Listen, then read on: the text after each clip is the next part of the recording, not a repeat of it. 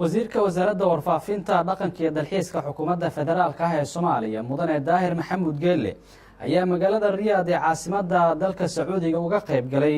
shirka wasiirada warfaafinta dalalka jaamacadda Carabta.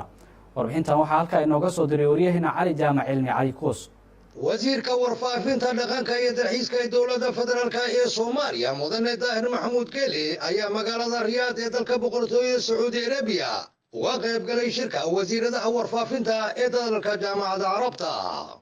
haddaba shirkaasi wasiirada warfaafinta wadamada Carabta ayaa looga hadlay arrimo dhowr ah ee quseeya xaaladda dalalka Carabta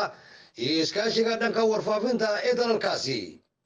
haddaba arrimaha sida gaarka diiradda loo saaray ayaa waxaa ka mid ahaa qadiyadda Falastiin iyo in warbaahinta dalalka Carabta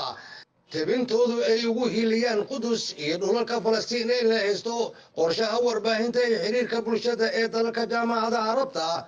iyo dib u eegista xeerka iyo miitaaqa sharafeedka dhaqanka saxaafadda mideynta iyo xoojinta hababka wax isdhaafsiga wasaaradaha iyo hay'adaha warbaahinta